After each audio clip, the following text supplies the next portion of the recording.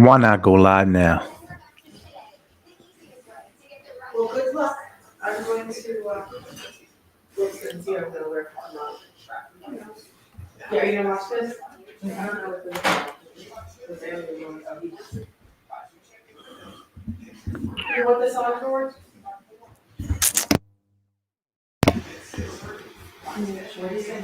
He said no, I'm not. Oh, I thought you were on.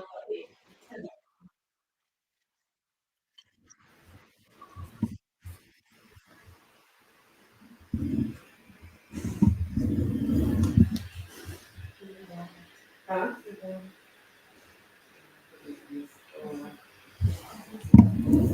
Jay Rich in the house. What's up, Jay? You know what I should do is drop a link and let people come in. I thought they were going to talk some heavyweight boxing today, not Canelo. Instead, we got some Canelo talk.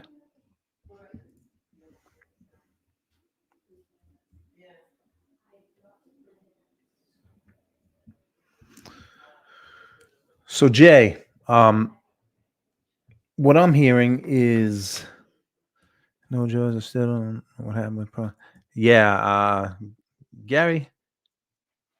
Gary, I don't know either. Actually, got a call and that was it on Monday, right before we were supposed to shoot. Um, so it's been kind of weird not talking boxing all week. So I'm going to do it now, and I'm not going to talk about Canelo because I think there's enough Canelo talk. There's some heavyweight talk, but yeah, Gary, there's not. I could say a lot, but I won't.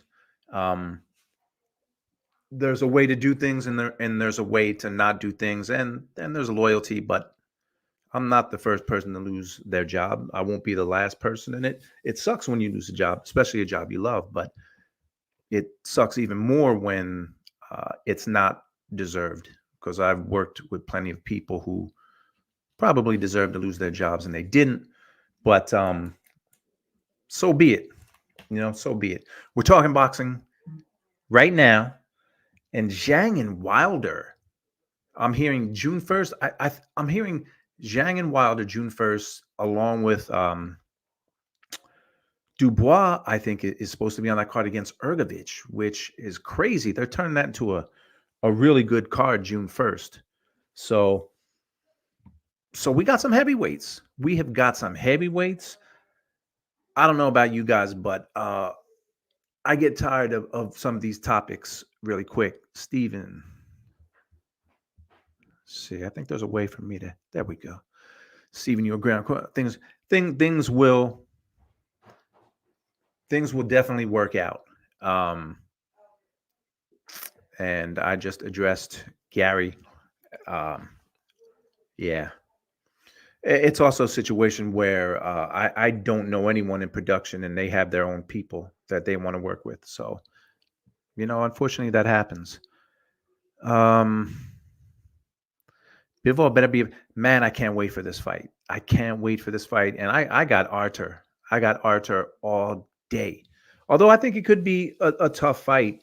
And I know Arthur is closing in on 40.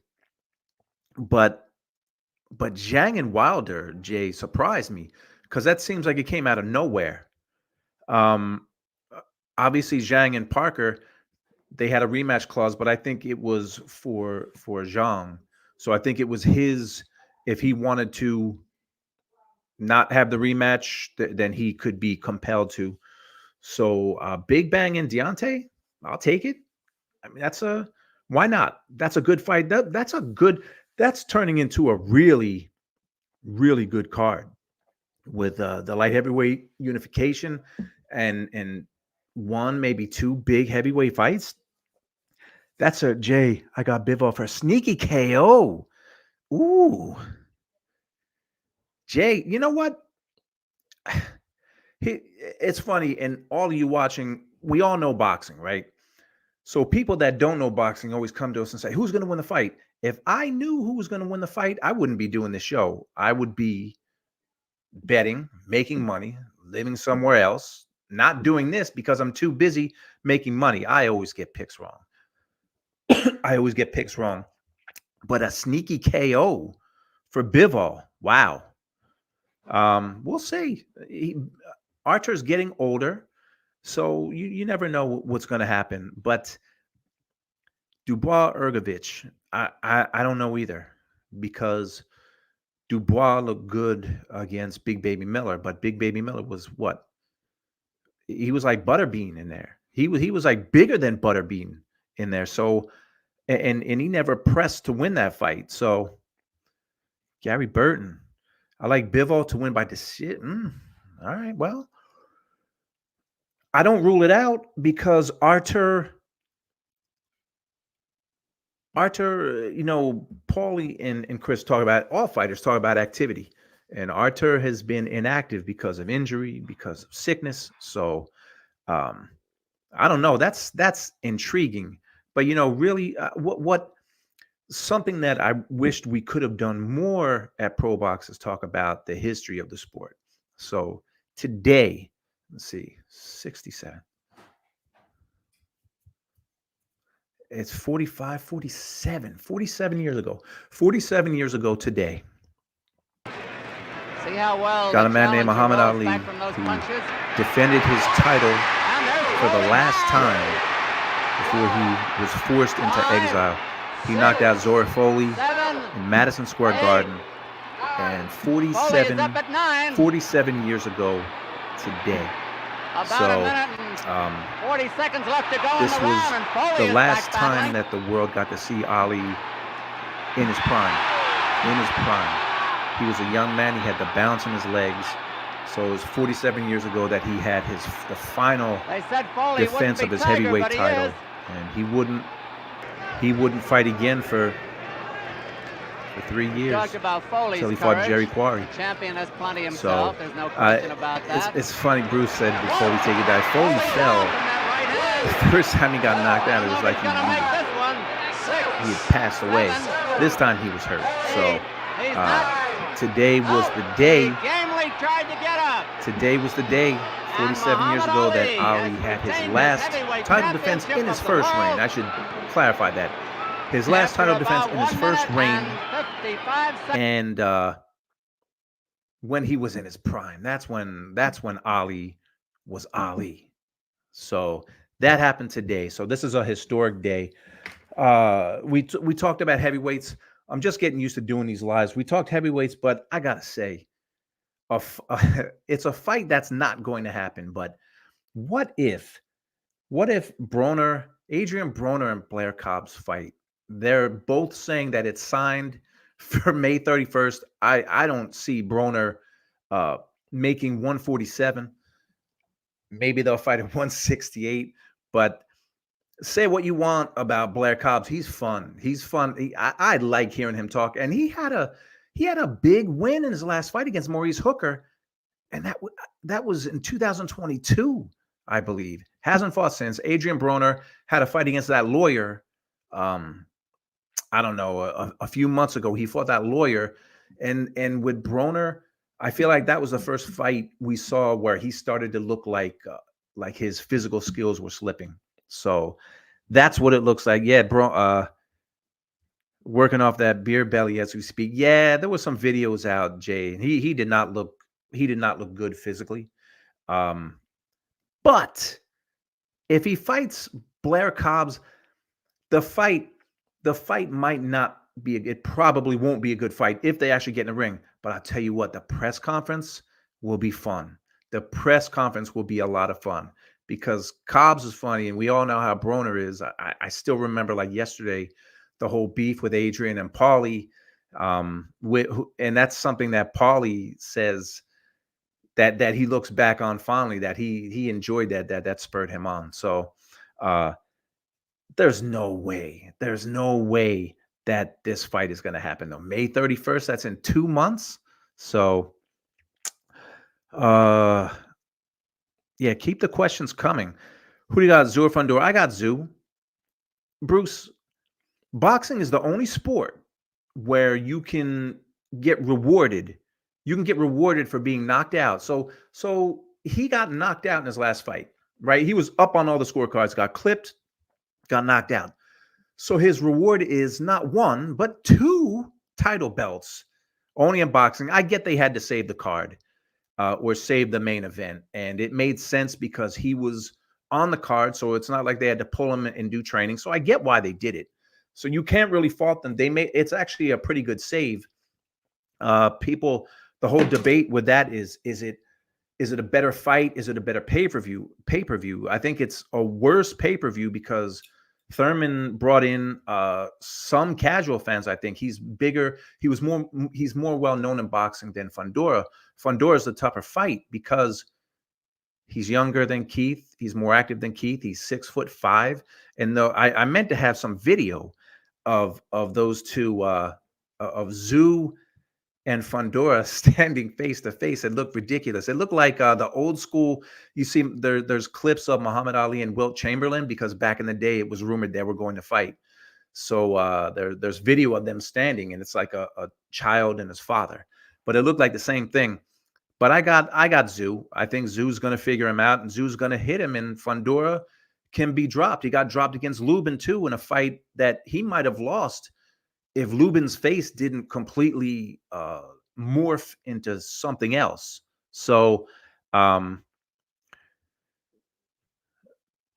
can't pull the trigger anymore, sad, because he was a good fighter in his prime. He was a good fighter in his prime, but I feel like he wasted, I don't know, I feel like he wasted his talent. The first time I met Adrian Broner was, I was in Devin Alexander's camp a long time ago when Alexander he might have been training for Tim Bradley.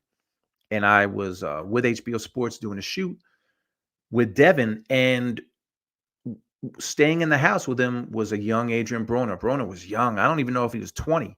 But when he sparred with Devin, you could tell that this kid knew what he was doing. When they went out for runs, he was in front of Devin. So it was a whole different Adrian Broner.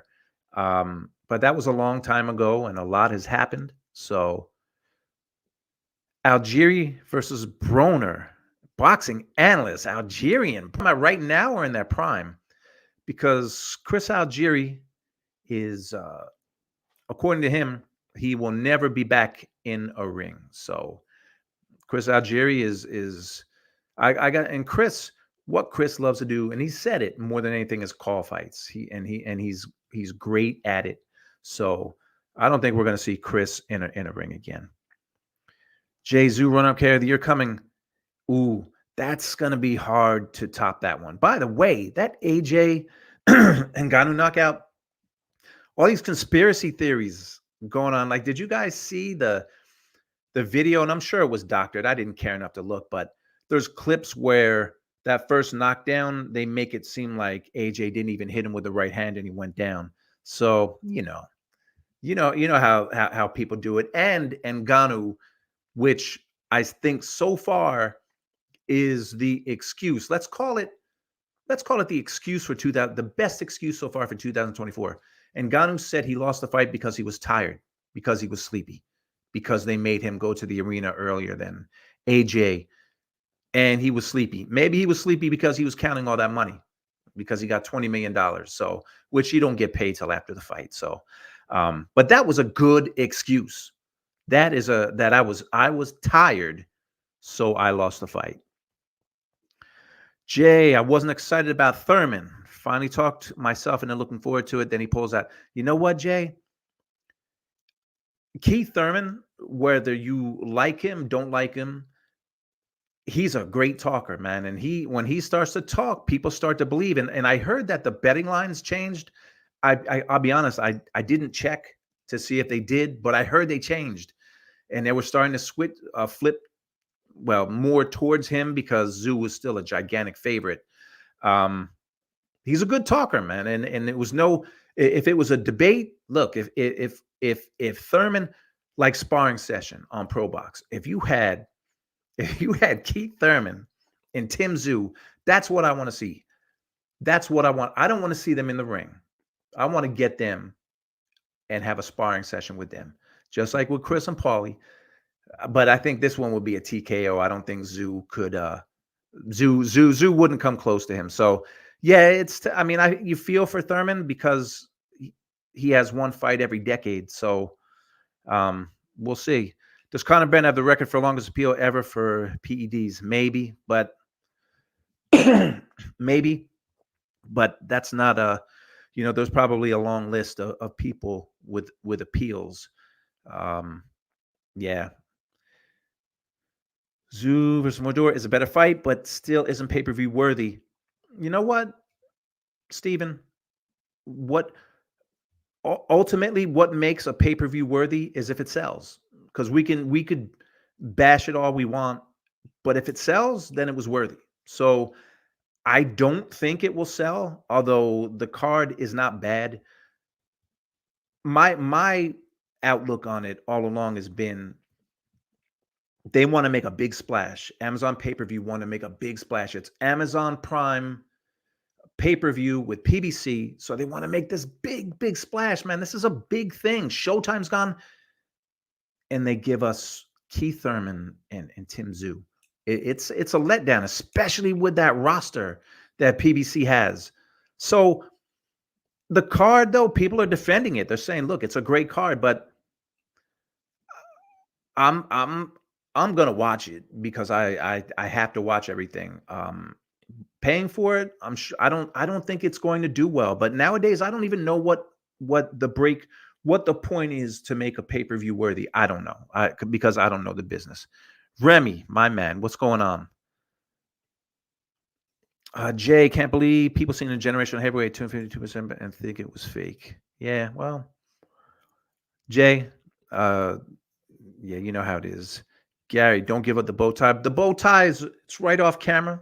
It's sitting in a chair. So the bow tie is going to be back at some point, somewhere. Sparring session is a lot of fun. I will say that was probably the most fun I've ever had. And what was great about that show is, the concept is every sports show has debates. They had debate shows, ESPN, everybody, Fox, they all have them. But this one was a little different, and I'm proud to say I had a lot to do. I had a lot to do with that, and I picked out the topics every single week.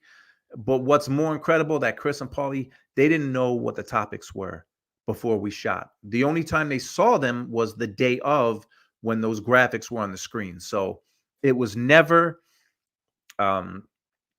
rehearsed. They didn't know ahead of time, so they couldn't formulate their answers. They never knew. And when I told Tim Bradley that, because we were trying to get Tim and Sean to come together to do one, Tim was shocked that that they weren't prepped. But that's how it was, and I think that's what made it special, because those guys just you can't play a game or have a debate if you don't know the topics. If you don't know the topics, there's no debate. So they definitely knew the topics, which, like I said, I came up with. So that show was a lot of fun. The event ran for 15 hours. I was pretty tired. Yeah, you know what? Watching, we were more tired than Ngannou was. I remember that Friday. I feel like I turned it on at about 11 o'clock, and it was just on all day. My man, George Zapata, go check out his show. Super Chats. Man, I don't know anything about Super Chats. I really don't. I really don't. This is super to me. Just talking boxing and having some people watch and then throw up some questions. The potential card for Gervonta Frank Martin. Yeah, Benavidez and Vosdick is supposedly closer being on there. Man, Tank. I'm a big Tank fan, but when you really start to examine his record, you don't see the great fighters on there. I shouldn't say the great fighters, the better fighters of the day on there. There's some smaller fighters. I hope Tank has got everything you need. And for the people that say he only knocks people out, when he hurt his hand against Isaac Cruz, he boxed all night against a guy who was in his face. So unfortunately, I'm a greedy boxing fan. I want to see the best guys fight the best. And isn't it ironic that Ryan Garcia is the guy? He fought Tank, and now he may fight Haney. That's another question if he should, but he may. that he's going to be the guy stepping up to fight these elite fighters. Hopefully Shakur and Tank and Haney and Teofimo and Matthias. You know, there was the four kings back in the day. We can call them the five princes because none of them are kings yet. We want them to fight each other. That's all we want. That's all we want. Let's see. Same thoughts. First boxing problems do not prove a guy like Tanker Bennett. Yeah, I thought that PBC. Look, again, I'm not on that side. I don't do business, and I'm not a matchmaker. But they have a deep roster of some of the best fighters in the sport, and the best. Just think about it. The best they could give us for the debut was Thurman against Zoo.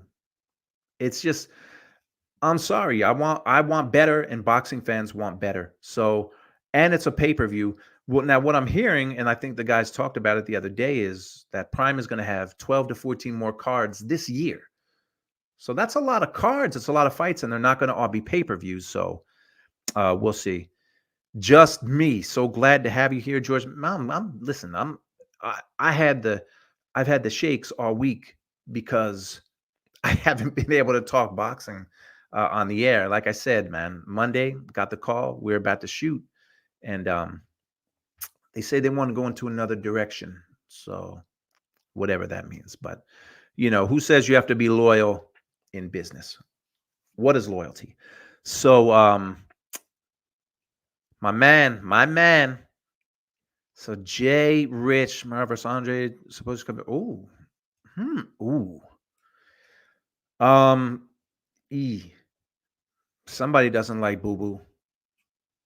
Somebody does not like Boo Boo because after that last fight, now he's going up against another killer.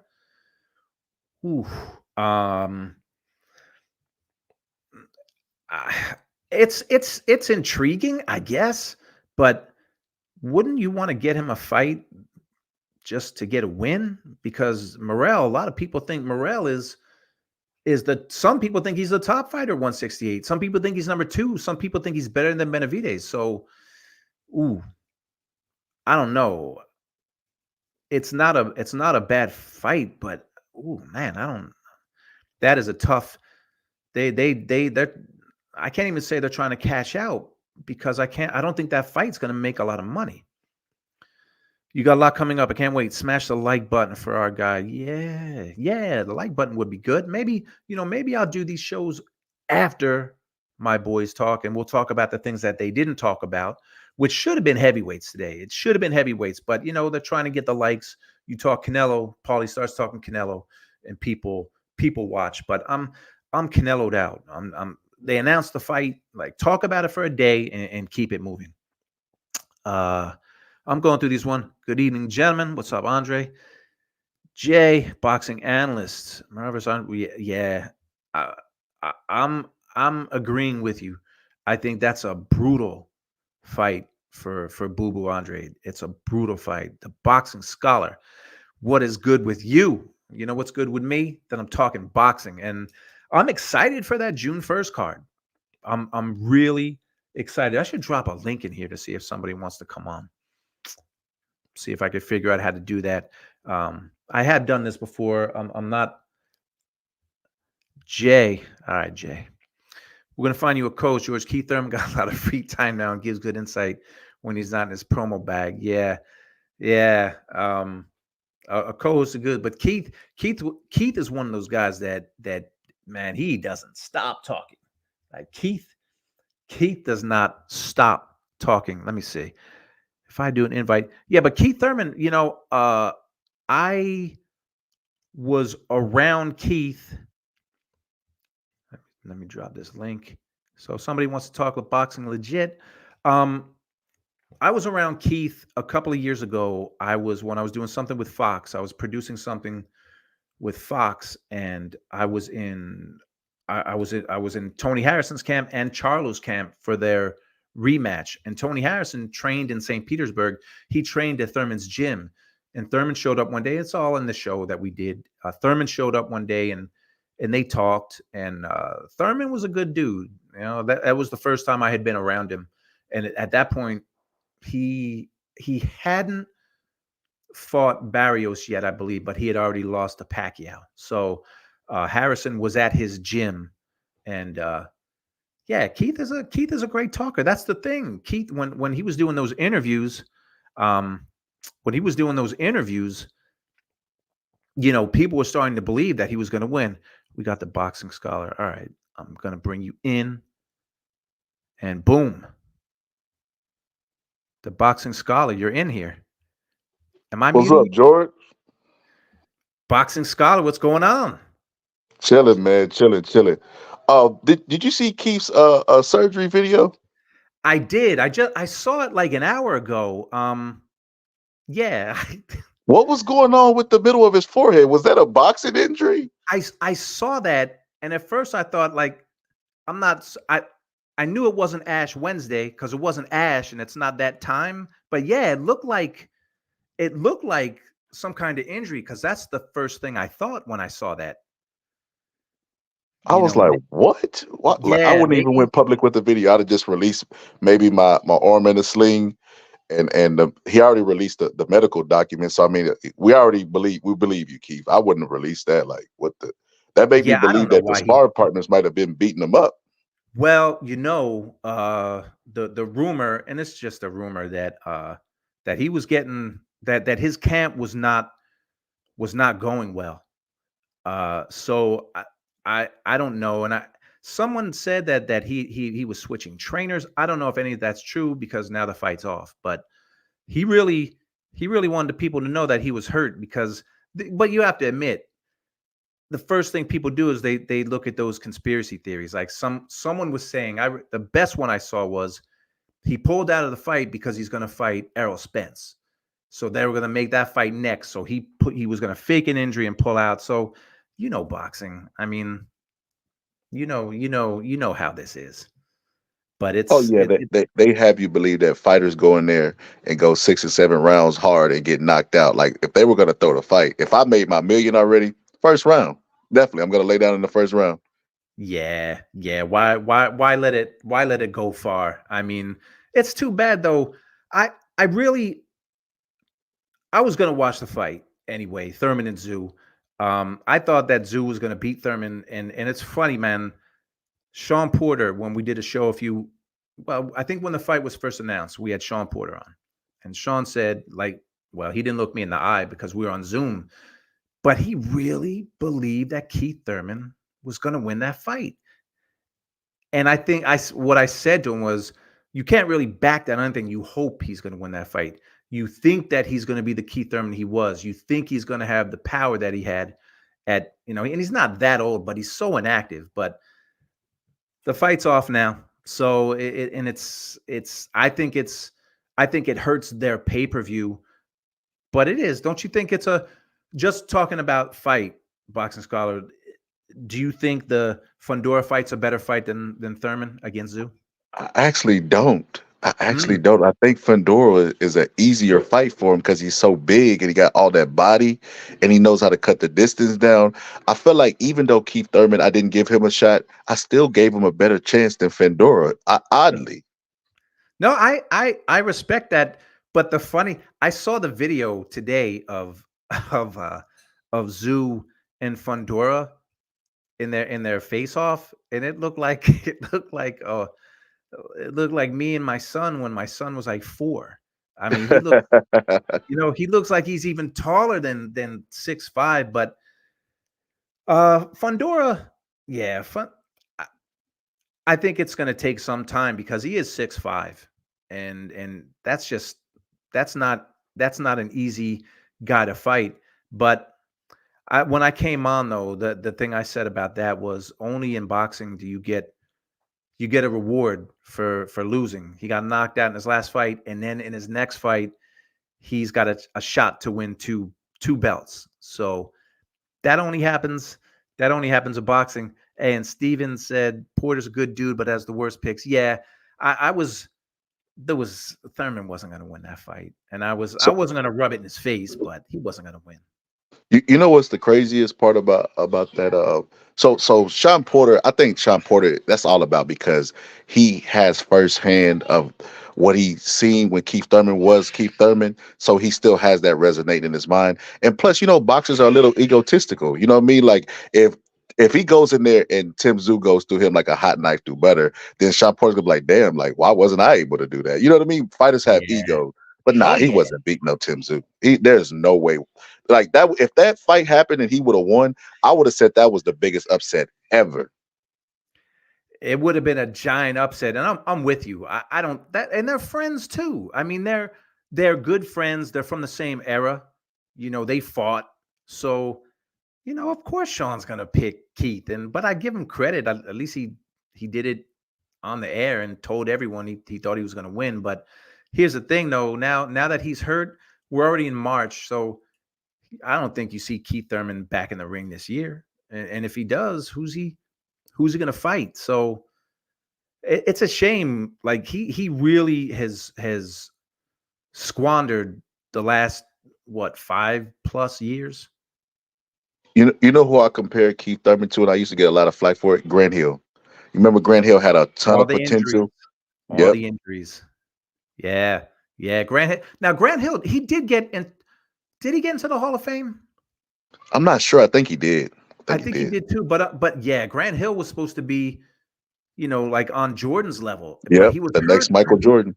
He got hurt all the time. And Keith, but I don't get the thing with Keith because he said that he has been training all these years. Like he said, I'm it's not like I'm sitting on my couch. I've been training, but what I don't get is why weren't there any fights made? Because you're talking years. I mean, it's been what 4 or 5 years since Pacquiao, something like that, and he had the Barrios fight in between, and then nothing.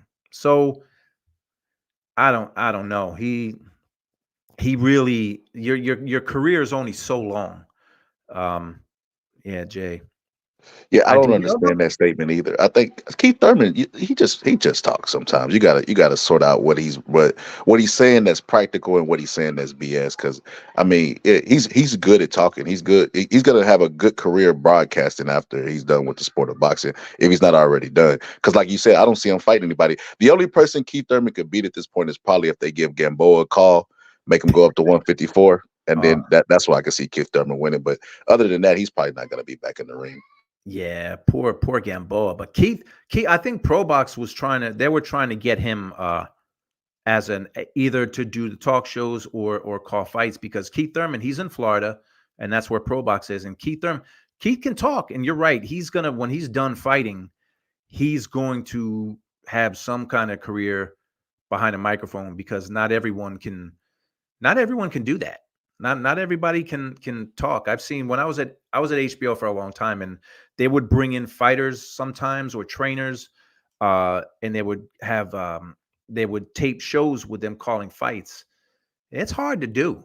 People think it's easy to do. It is not easy to do. So, what do you think about the heavyweight fights that they said might happen? Oh, I love it. I love it. I felt like people were skeptical at first with the Saudis getting into boxing, but they came and they took the one thing that was not making the fights happen, which was the money. They would always disagree on purse split money, and the Saudis came in and hey, you sit over there, child. You sit over there. I'm gonna make the fight, and we getting good fights. Joseph Parker versus Zhang was a good fight to me. If Zhang fights Deontay Wilder, that would be even a more exciting fight. The heavyweights are actually fighting each other, and I love it because our division, like it's the most prestige division. It was how boxing was started off of was the heavyweight division, and I love it. I love it. We're finally gonna get an undisputed heavyweight champion.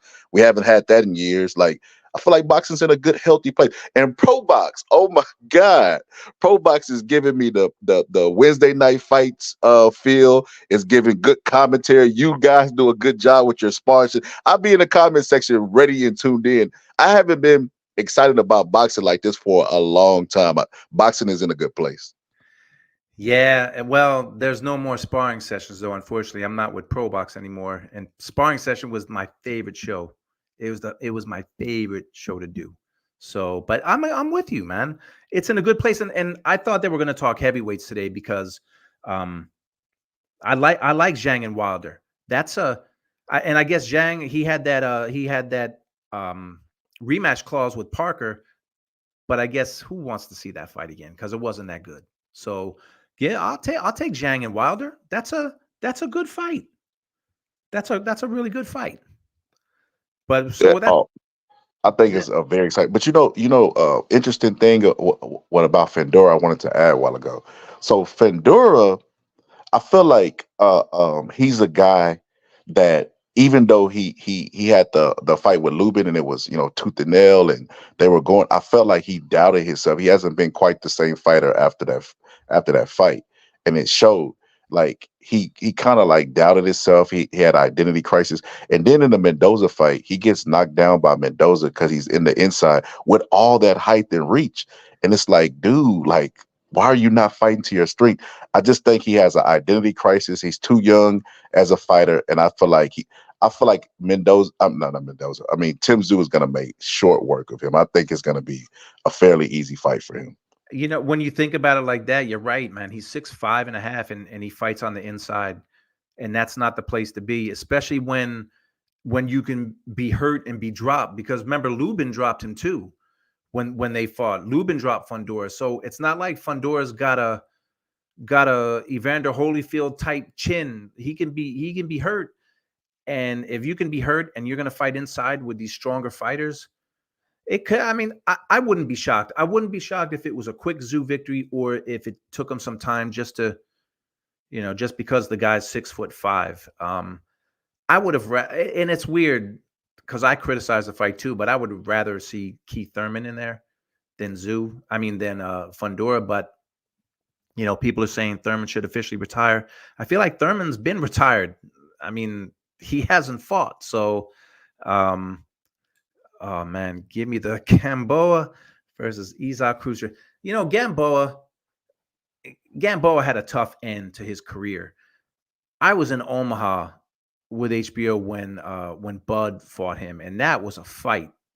That was a fight. Gamboa in his prime, he was a really good fighter, and it seems like he fell off. And man, now he's one of those guys they just feed to people, and Yeah, it's it's sad tough to see especially when you see a fighter at their height and you see them in their peak, their awesomeness. It was like that for Spence. Like I knew that, Bud would beat Spence, but the fashion that he did with the face all red and blood spattered all everywhere, and he was just all off balance. It was hard to watch. I'm not gonna lie to you. Yeah, you know what? I agree. Uh I was on the fence. I didn't know who was going to win that fight, but even if the people that picked Bud, like you said, no one thought it was going to be like that. I mean, it was a beat down. And now Bud, that fight, it's going to be a year soon since they fought. It's going to be a year, and Bud has done nothing except he was supposed to have that rematch with Spence, and that didn't happen. Then he talked about Canelo, and Canelo said no, he's not going to fight Boots. So who's he? I guess he's going to fight Zoo. I Yeah, the don't see rumor what was else. that he petitioned for the winner of Zoo versus Yeah, Fedor, which that'll be a good fight. Bud versus Tim Zoo is a good fight. and I wonder if they do fight, if it'll be in Australia, because I think they can probably get more money for it in Australia than here. But the thing with Bud, he wants these big fights, and he's not going to get Canelo. It doesn't seem so. If he gets Tim Zoo, let's say he gets Zoo, let's say he beats him, maybe he retires because if he wants the huge fights, I don't see any other huge fights out there for him. It could have been Jermell Charlo, but Charlo may never fight again. So, and he won't fight Boots. He says Boots doesn't bring enough to the table. Well, he's one of the best fighters at 147, and I guess Bud is done at 147. I would love to see him and Boots fight. I, I I would love it. honestly would definitely want to see that fight too because they just stripped Bud of his belt to give it to Boots, and he could be 3-time undisputed technically and fight. And I feel like that fight would be like John the Beast Mugabe versus Marvin Hagler. You know, you got the old lion and then you got the young lion. And I feel like stylistically, both of them can switch it. That is a really exciting fight. But I think my honest opinion, when I looked at Bud, he said that he had given up on the Spence fight, that he was like moved past it. He was fit to retire. He had just fought David Avenesian and made good money with BLK Prime. And he said finally, like a breakthrough happened and the fight happened, and he got rejuvenated in the sport of boxing. And then that's when he started talking about Canelo and 3-time undisputed. I think that still might be his goal. I think he's gonna try to get the winner of Tim Tszyu and Fedor, which will more than likely be Tim Tszyu. And I think he's going to chase undisputed at 154 pounds. That's just what I'm speculating. But not everything goes to plan. I mean, Bud is older. Tim Tszyu might actually go in there and beat him up. Or if he wins, he edges it out but takes a ton of damage. The sport of boxing is unpredictable. You just never know how to end up. Yeah. I just, as a fan, I just want to see Bud fight. And I would love to see him fight the winner of Tszyu Fedor, which I'm with you. I think it's going to be Tszyu. So this fight's in March, April, May, June, July, August, September. So maybe if we're lucky, September, October could be Bud and Tszyu. Yeah, maybe he.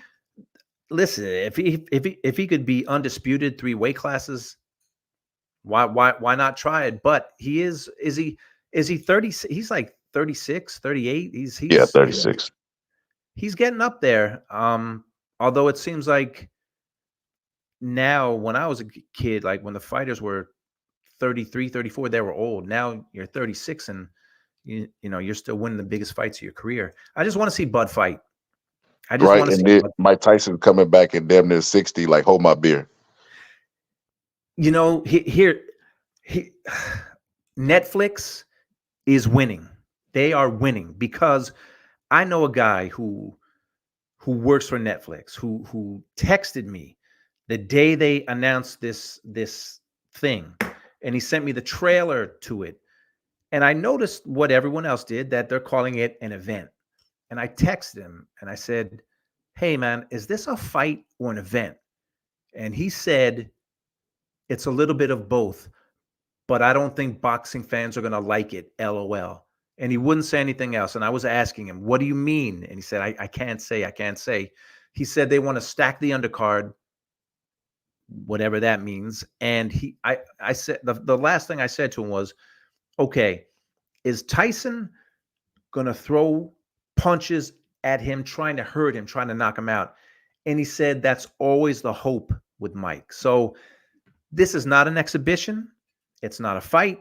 It's an event. And they are winning because people are legit like having arguments. I'm seeing it all over YouTube about, yeah, Mike's 58, but if he lands one shot, he can knock him out. And people saying, no, he's 30 years younger and there's no way he's going to get beat by an old man. It's not a fight. It's not a fight. It's not a fight.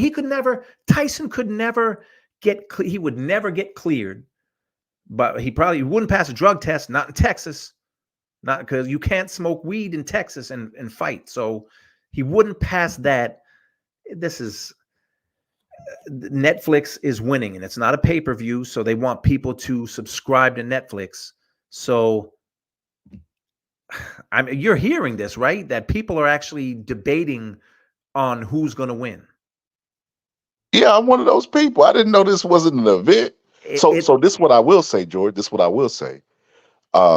Mike Tyson is a guy that bit a guy in the ring. Mike Tyson's not known to go by the rules. So they can say, hey, man, go in there and take it easy. Mike Tyson is still Mike Tyson. Mike Tyson's always been a draw because the unpredictability of Mike. Yeah. And I feel like this can only be good for boxing unless it's just a stinker. Unless it's like, remember Roy Jones did an exhibition and it was like video game. If it's something like that, then oh my God, that would just destroy. That would destroy and send ripples throughout boxing. But if it's an actual event where they're throwing punches, then I'd say yeah, that's a win for boxing. But that's the thing. They're saying it's an event. So what does that mean? Is that like WWE? Are they going to come like hit each other with chairs? And you know, I don't know what that means. But when he said that when my guy over there said it's between a fight and an event. I don't know what that means. So they want Maybe people they're to. making it up on the fly. Like it's gonna be an exhibition, but they're gonna like conform the rules. Because I think Mike in a smaller ring with 2 minute rounds will make it more exciting if that's what they agree to. Yeah, but that's just it. I mean, that fight's not till July, or that event's not till July. So there's a lot of time between now and then. Um, they're gonna at some point they're gonna have to give more details, but you look at the trailer, you look at the posters, and they're calling it an event. They're not even calling it an exhibition. So, um, but they're winning, man. And I had a buddy of mine, a friend of mine who still works at HBO where I used to be. He called me the other day, and he doesn't really follow boxing anymore. And he was pissed because he said, "Man, I can't believe they're doing this. They're making a mockery. All they're doing is trying. Netflix is a business, and all they're trying to do is get more business. And this is going to get more business because people are going to talk about Tyson's got a mystique. Tyson could be like 70, and people will still say if he hits you, he can beat you, and you can't see it. But behind me, there's pictures of Tyson from I got one when he knocked out Burbick and one when he knocked out Spinks. That was a long time ago. That was a long time ago, and he's 57. But if you know anything about Mike Tyson and the way he abused his body, because I read his first book, and I'm shocked that he's alive. So you're talking about a 57, 58-year-old man who really abused his body, not only in boxing, but with drugs. So, but look, man, they're doing that. Tyson is releasing those videos where it's like a 2-second clip. He hits a pad, then they edit. Then another one, he hits a pad, then they edit. They're probably speeding up the footage too. That's very easy to do. But people are But gonna be in all excited. fairness, Jake Paul fought Tommy Fury, who's not impressive as a boxer at all, Agreed. and also fought Anderson Silva. So it's like I think that so this is me speaking from the fan point of view because I also know better than this too, but the nostalgia in me just takes over, and my rationale says like it says off. So you're telling me there's a chance? Remember Dumb and Dumber? So you're telling me there's a Yeah, chance? yeah, So of so course. so that's what's taking over. So I'm looking at it like this, right? You have one side of the boxing fans who are purists who say Jake Paul's making a mockery of the sport, which I don't understand how. He's actually taking the sport serious and Yeah, actually training, getting concussions and bloody noses, but they do not like Jake Paul for whatever reason. Those same people probably are more than likely Tyson fans, so they want to see Mike Tyson retire him. And I'm looking at it the same way you are. Like I seen Mike Tyson on a cane with sciatic nerve and all this other stuff, but I also understand that like how these fighters think. Like most fighters that are great, they always let the sport retire them. Rarely do you see a haggler that walks away on the top yep. because fighters' mentality is egotistical. They if you tell them they can't do something, they're gonna want to do it even more. So I get that what it means if Mike Tyson goes and is successful. And how history goes, like Holyfield just got beat by Victor Belfort like not that long ago, I think like 2020. And nobody's going to hold that to Holyfield in the grand scheme of things. Nobody's going to be like, look, Holyfield, he's a Hall of Famer, but that time he got in the ring with Victor Belfort, as time goes, they slowly forget about Oh the yeah, oopsies that you had in your career. So yeah. even if Mike Tyson gets blown out in the round, it won't do anything. And on the flip side of that, if he does beat Jake Paul, I say you're telling me there's a chance. If he does beat Jake Paul, well, I feel like that would be great. Like I probably, bro, I would be so hyped, I probably wouldn't go to sleep for an entire day. And not to mention, it brings Netflix to boxing. Like a lot of the arguments that we get is, oh, these promoters are taking a upfront money and burning down the networks and with guaranteed money, all this stuff that you hear. And it's like, wait, Mike Tyson will only be good for Netflix, and that could open a door. Netflix, like, dang, is this much money in boxing? You never know where it can lead to. So that's the positive side of the event, quote unquote event. And that's like everything you just said. That's why I'm saying Netflix is winning.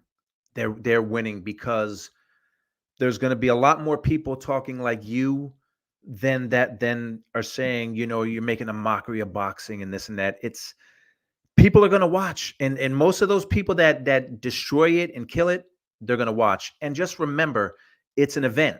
And I don't know what that means, but they're not calling it a fight. And it one of the last sparring sessions we did, the question that I had between Paulie and Chris was, if they actually had a fight in July, not an event, not an exhibition, but an actual fight, who would win? And I think more people are gonna not even realize it's an event, and they're gonna say, "Oh, if they really fought, if Mike lands that one shot."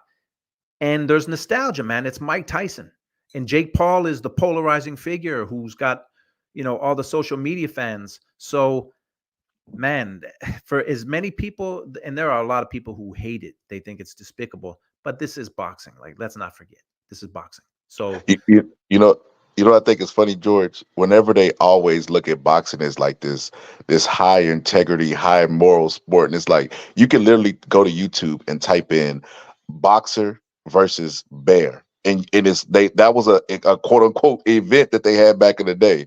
right, Kangaroo versus boxer, that was a right, real event. right. So this is an event, and they're calling it that. They're not fooling. I'll give it to Netflix. They're not fooling people.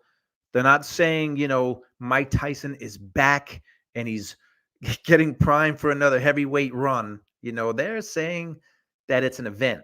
So they're winning, man. They never Netflix. They never release numbers. I don't even think they release how many subscribers they have, but I'm sure they're going to get a ton of subscribers because someone said Mike still has that selling mojo. It's Mike Tyson. I bought the Roy Jones exhibition, the Tyson Jones exhibition. I bought it. I think over 1 million people bought that. So that was also 4 years ago, which is a long time when you're in your 50s. But Netflix is winning. They're winning no matter what people say.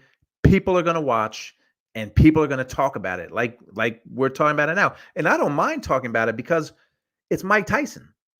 So I'm always going to talk. I always enjoy talking about Mike Tyson because he's Mike Tyson.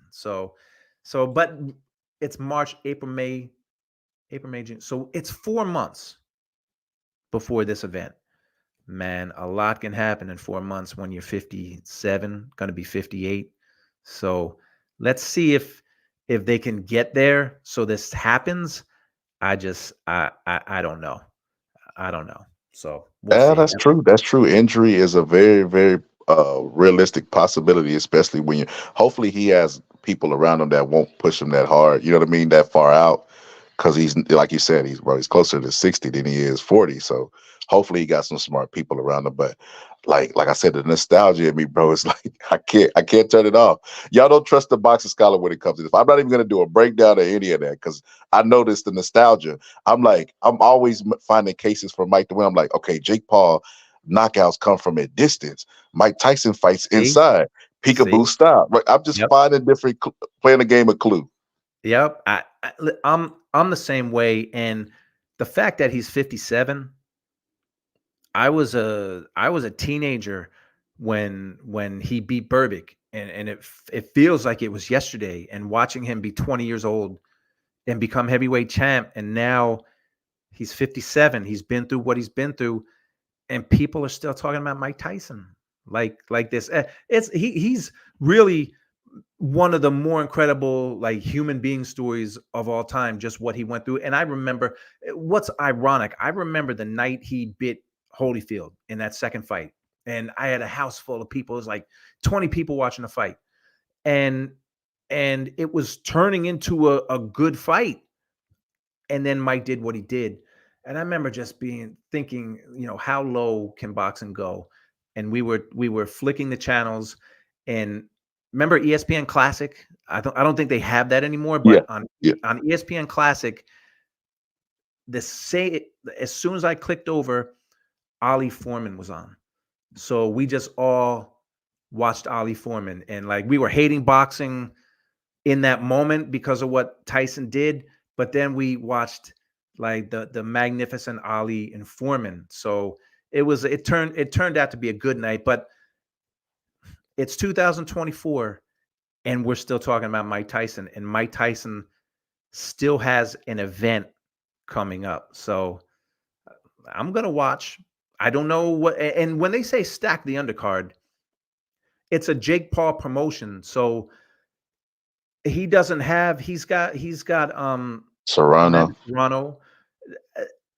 If you have Serrano and Katie Taylor have their rematch, that's a good fight on the undercard. But if you're talking about stacking it, you need more than that. And Jake Paul doesn't have any other fighters that I would consider stackable. So I don't know.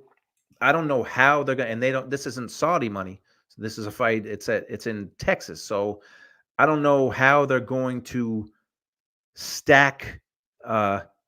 I don't know how they're going to stack that undercard. But Box Scott, I'm going to let you go, man. I'm going to let Bruce get in here, but I'm going to do this more often, and you got to come in Oh, absolutely, bro.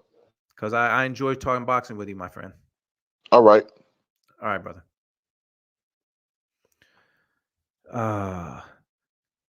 George, you're letting us take over your chat. No, Gary, you know what? It's just I don't like doing it solo. But Jay said first solo show coming up, and now it's been great. People that in chat, you appreciate George. Well, I'm appreciative. It was a nice run for a year on Pro Box, but Bruce, man, I try to do this one person at a time, man, because I see so many shows and there's like 50 people on a screen talking. And Bruce, I apologize, man. I hope you're not asleep, but you're on. So if you're around, feel free to start talking. I dropped I'm a here. link. I'm here, my brother George. I'm here, What's bro. up, Brucey? No, I thought there might have been some technical problems or something. I thought maybe I wasn't connected, man. So I was feeling slighted back here, bro. I thought No, never. Time just got. I mean, I didn't know if anyone was going to jump on, but time just got away from me. So, what's up, Brucey? Oh, bro. I mean everything, man. Boxing's a hot topic right now, and Tyson and Jake Paul, like you said, even though it's a shit show, everybody's talking about it. From the highest caliber boxing channels to the guys that do nothing but gossip all day.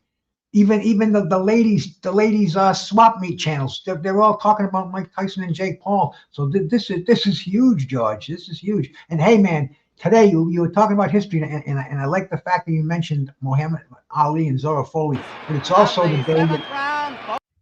Mhm. Those punches. Go ahead, Bruce. Also on this day, Kevin Durden defeated Ethan Thomas and finally won the division heavyweight title.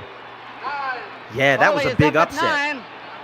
Undefeated. About a minute and 40 seconds left Bruce, to your go mic in the sounds round, kind of and Folley funky. is I don't know if it's me. How is it now? Is it okay or Yeah, it's better now. good now? Yeah. Try it. Let me see if I do this. Is it even better now? It's better now. Okay, cool. Yeah, because I had I just got this voice meter, and it's I'm not really sure how to do it, levels and everything else, and I just want to. I know it kind of overpowered last night. Hey George, last night, man, I had Scully and I had Tim Witherspoon on there, man. We had a great show, bro. And Yeah, I was sorry I missed it, man. no, it was good time, and we talked about everything that you're talking about, man. Especially Fury and Tyson Fury. Actually, I'm sorry, Mike Tyson and Jake Paul, because that's just on everybody's mind and everybody's got an opinion about it. Some people are saying, hey, Tyson's going to come out there and knock him out in the first round, and oh, bro, I mean, it's just it's big, and then we've got a heavyweight unification, undisputed coming up very shortly, and I mean this PBC card that's getting all switched up, and I mean it's just so much fun to be talking about this stuff. Yeah, it is. It 100% is, and well, fighting Temple George not. So yeah, Bruce. The reason why I wasn't on yesterday is because I was making some phone calls because I was telling people that Pro Box let me go on Monday, and I think some people thought I was going to come on here and bash them, and I'm classier than that, and there's not a lot of loyalty, and I'll say there was no loyalty on their part. But yeah, Bruce, I'm looking You for know, work, man. George, I went to a school it was called Graham Junior College, and I'm sure if you Google it and you look back at the alumni and the people that went there, very, very, very highly regarded school for broadcasting.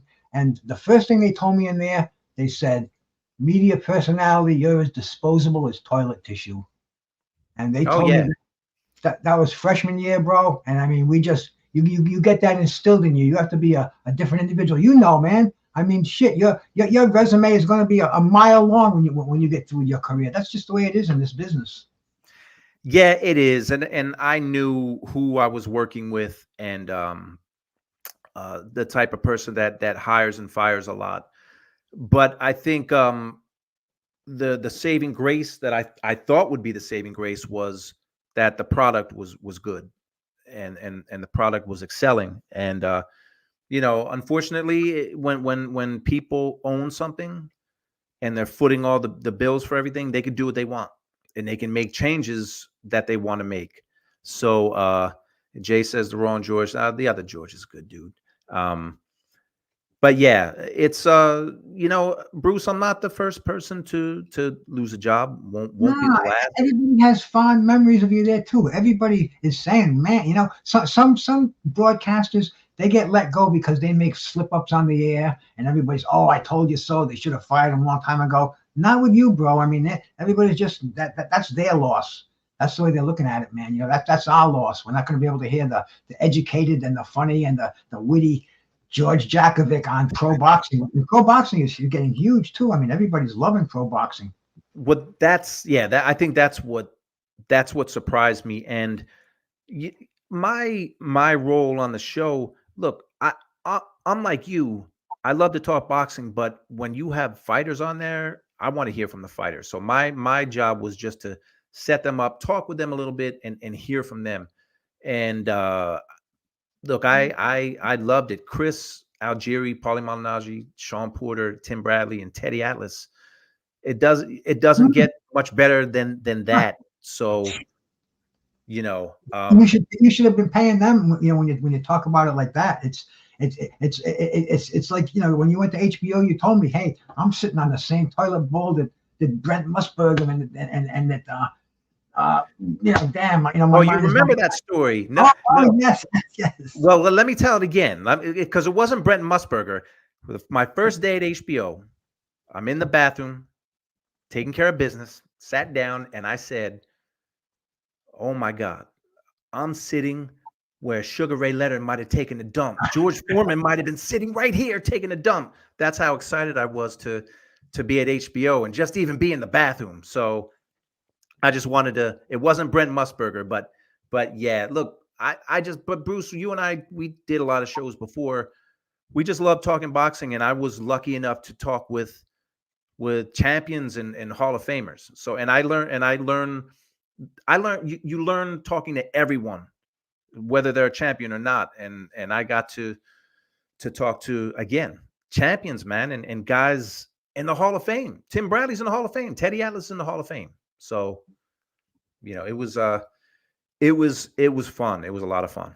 Well, I wouldn't hang up the suitcase yet, bro, because I'm sure that phone of yours is gonna be burning a hole in your pocket when people get wind, when the producers get wind that George Jakovic is available, man. Yeah, well, we'll see. What Steven says, George, I remember Pro Box had Roy and Tarver early on. They're definitely not with them anymore, right? No, they're not. There's a lot of turnover. It's a startup. Pro Box is a startup. So uh Roy and Tarver, it was Paul Bruce, I don't know if you, before I got to Pro Box, when they were doing fights, which you wouldn't think there'd be enough microphones for Roy Jones, Antonio Tarver, and Paulie Malignaggi and Mike Goldberg Hmm. calling fights. But those three guys who could talk, all three of them could talk all by themselves, and they were calling fights together. It was, and I thought it was pretty cool. But yeah, Roy and Tarver, there's a lot of turnover. There's a lot of turnover at Pro Box. So, but I don't know, Bruce, if you saw any of those early pro box fights, because pro box was pretty small back then, but Roy, Paulie, and Tarver calling fights, that's a lot. Oh yes, I remember that. Yeah, that's a lot. High turnover means there are root issues. I could comment on that, but yeah, um, but I'm not, man. I'm taking the high road. And this is not to vent, but again, um, there's no loyalty, Bruce. You know this. There's no loyalty in a lot of places in business. They're just No, they're they're revolving doors, especially in the sports broadcasting industry, man. It's a revolving door industry, and never get comfortable. It's damn. Look at PBC when they started. We Sugar Ray Leonard that was there, and bam. It's boxing is just so different today. It's a business shit. I mean, we're looking at what's going on. The show must go on. We've got backup fighters to step in to the main event fighters, which we know it's not new either. I thought that was kind of a relatively new idea, but as I'm looking into it, the other day was the anniversary of Mike Tyson and Tony Tubbs in Tokyo, and Don King had Jose Rebalta ready to step in case Tony Tubbs somehow didn't make it to the ring, in case he failed right. the medical exams, or So I mean, it's definitely not an unprecedented thing. And seeing Fundora step in and saving the card, and now we have Arnold Barboza ready to step in for Ryan Garcia and George. That's another crazy topic right there.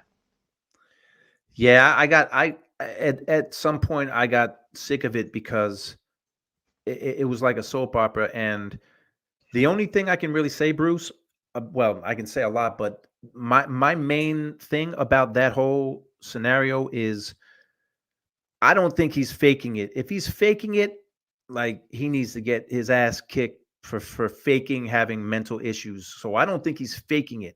I think something is going on. I'm no doctor, but it's clear something's going on. It's also clear that he has no one guiding him, because I saw how his parents acted at the press conference. He's got no one else guiding him. All they're doing is trying to get him to the finish line because everybody gets paid. Because, Bruce, remember how brutal boxing is. In 1980, when Muhammad Ali fought Larry Holmes, Ali had, I believe they knew he had damage to his brain. They did brain scans. They knew he was damaged. His team knew he was damaged. He knew he was damaged. The commission knew he was damaged. Everybody knew it, but they said, no, he wants to fight. He's going to get in the ring because there was so much money on the line. So this is the scumbag part of the business. They want to make money. Garcia, the promoters, his people, they all want to make money. So I think something is wrong with him. I don't think he's trolling people. But boxing is dirty, man. If they did it to Ali, they'll do it to Ryan Garcia. They've done it to other fighters before for much less money. Just let's let him get to the ring, man. We know Oliver McCall shouldn't have been in the ring against Lennox Lewis in that second fight. He shouldn't have been in the ring. That's why he had a breakdown. But they say his people, like, hey, man, let's get him there. Let's get him there, Bruce. So we get paid, because fighters, they don't get paid until after the fight. It's funny because you're talking about Oliver McCall and Muhammad Ali, and that one person who made sure that the show went on was the Don. Right. But and it wasn't all on him. A lot of it was, but anyone could have stepped in, and someone wrote, Ferdy Pacheco wrote letters and was fired. Yeah, he was fired because he cared, and you're not supposed to care. And that's how the people around Ryan Garcia are like, hey man, you're good. They probably have a calendar on the wall like old school times, and they're checking off the days. Like, all right, man, it's one day closer to April 20th, another day closer. We got to get paid. And look, from the outside, I could be wrong. From the outside, that's how it looks, that they just want to get this guy paid. And again, I go back to the greatest. They did it to him. He did it too. He knew he was hurt, and no one. People always say you should have someone that saves the fighters. Nobody saves the fighters. So, Ryan Garcia, I don't know what's going on with him. It seems like he's off. That's all I'll say, that he's off. I think the fight is going to happen because there's too much money on the line and everybody wants to get paid. So, again, I could be wrong, but you got to think about it, Bruce. If he is really trolling people, and this is an act, it's not cool, man. It's not funny. Um, but this is in 2024. This is boxing. He's got 10 million followers. So people have said, look at the scrutiny he's under. He he's under it. I mean, if he's made enough money, he could just not fight. He brags about making 30 million for the Tank fight. Don't fight anymore, man. If the pressure is that much that it causes this to happen, because remember, all of this didn't happen, Bruce, until that second press conference with Haney. That's where things went off the wall, off the track. The train went off the track. It was right after that, between the first and the second press conference, where he was he was high, he was on X, and ever since then it's been insanity. It's been Yeah, insanity, Bruce. it absolutely has. And look at Devin Haney too. I mean, Devin Haney is he seems like he's such a professional in this, and usually the spotlight's on his camp for being a total clown show, and starting all kind of fights in the camp. Like the Regis fight. I mean, they had the father. Yep. Bruce.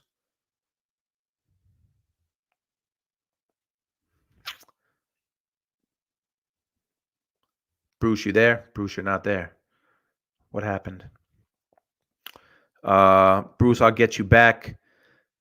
But I hear what you're saying. But Steven says, George, you talked to Lampley. Any idea why he has been commentating fights since the HBO days?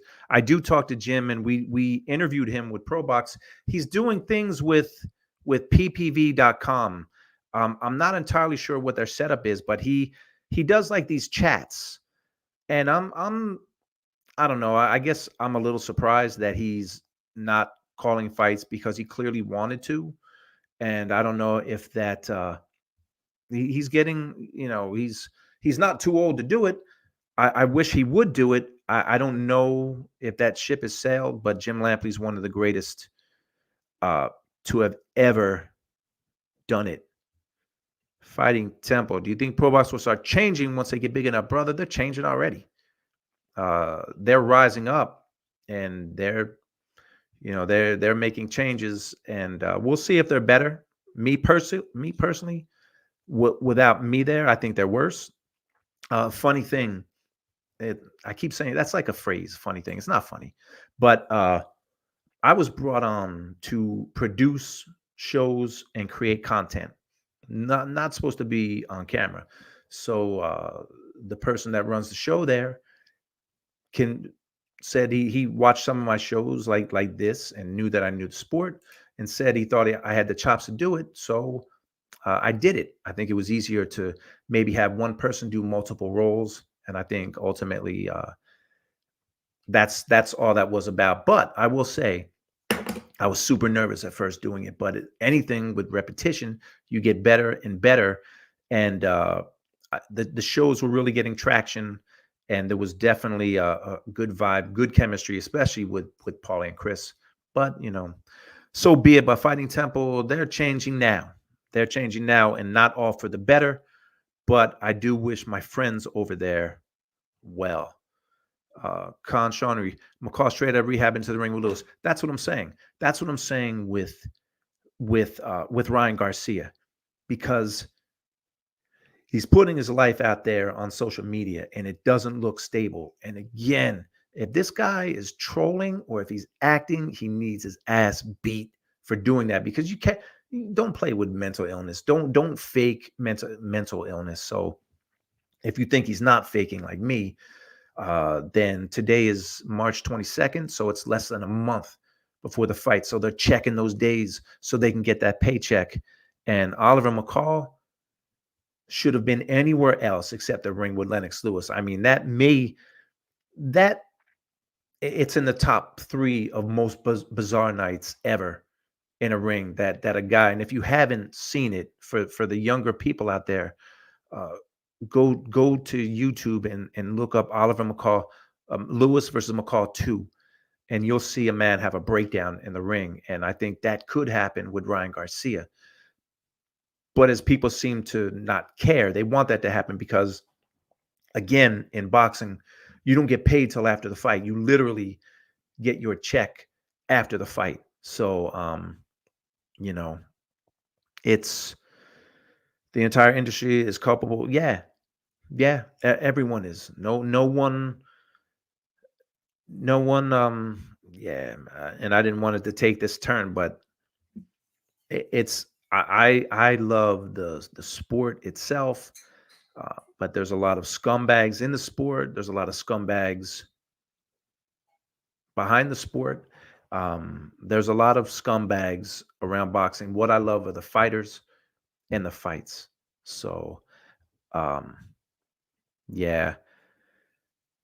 Barry Tompkins continued to call fight. Yeah, Barry Tompkins has had a long, distinguished career. I think Jim, he was supposed to call fights. Remember with Triller, he had signed up to call a fight, and it escapes me right now what fight it was. But the fight ended up being postponed, or they were going to get a filler opponent, and it turned into a joke, and he didn't want to do it because Jim doesn't want to do Mike Tyson, Jake Paul type events. He wants to do real fights. So if you hear Jim talk, it's Jim Lampley. He's still Jim Lampley. And I really hope that Amazon Prime would have picked him up, but I had a feeling that it would be mostly the Showtime crew going over there since Steven Espinoza is he's helping them. So, so be it. But my pick would have been Jim Lampley for sure, calling fights, because not many did it better than Jim. It's over 80 years. Yeah, Barry Tompkins is. I believe he is 80. Jay Rich, wish we could hear you commentating one day, man. Jay, I would love to give everything a shot.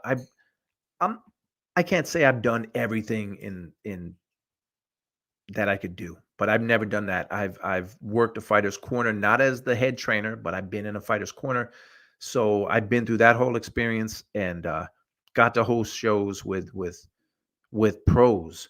Commentating is tough, man. It's not easy. A lot of people think, "Oh, I know the sport, I can talk." It's not easy to do, and if you can do it well, like Roy, like Tarver, like Paulie Malignaggi, like Chris, Tim, and say what you want. Tim is my guy, and Tim is my dude. I love Tim. Sean Porter, I like hearing him call fights. So, it's tough to do. I would definitely love to give it a shot. Fighting Temple, I think they're worse off too. I'll keep watching, but the main reason I watched was for segments like sparring sessions. They were funny as hell. Yeah, you know what? I might get booted off, but I'm going to play a clip that I put together. It's kind of long, but it was me, Paulie, and Chris. Yes, Fighting Temple sparring session. Definitely, it's the show I took the most pride in. Chris Algier even said it's the most fun, besides calling fights, because that's his love. But the most fun he had was doing sparring sessions. And I said this before, but the format, they have it on ESPN, on Fox. It's just debates, but we did it different and broke it down different. And I had a lot to do with that. I also picked the topics every single week, and Chris and Paulie never knew what they were going to be until the morning of. Even the shows that we did, they knew, of course, they were prepped the day before. We knew what we were talking about the next day, and they knew what the talking points were, but nothing was ever scripted. They were never told what to say. They know the sport. That's why you have the right people, and they have the right people. Chris and Paulie, they know the sport and they can talk boxing.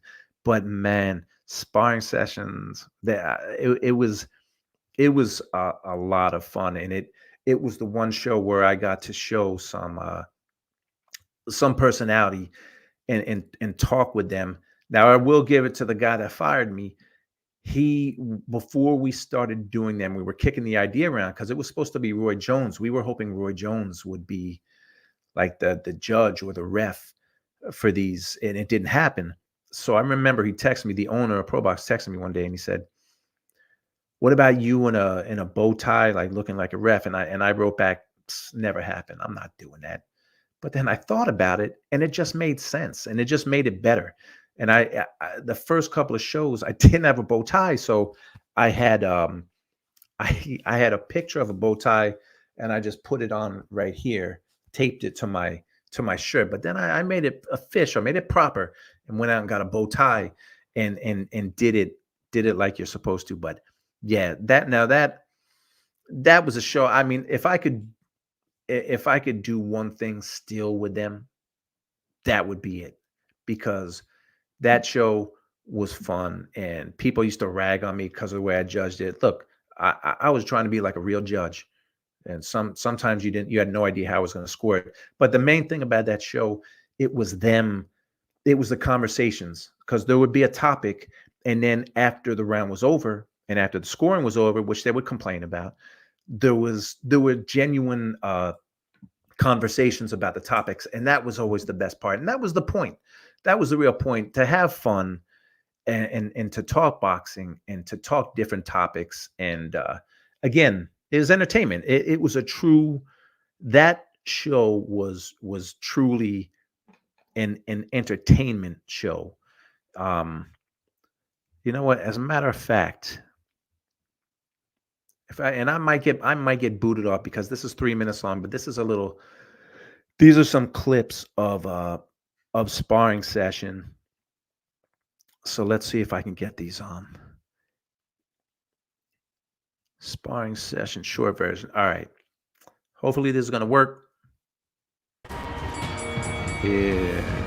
Welcome to Sparring Session. I'm the ref, judge, commissioner. Nobody's hearing this, are they? Some say I even take donations. George Jakovic, we got the champs. Paulie Malignaggi and Chris Algieri. These guys are going to debate over 4 topics, 4 rounds. And let me give Malignaggi a warning right now. Imagine he's got a kind of course on here and he That's your just first warning, betrayed him. Malignaggi. That's All your right. first warning. All right, that's a 10-9 Chris Algieri round. Paulie, you went a whole minute without saying who's going to win.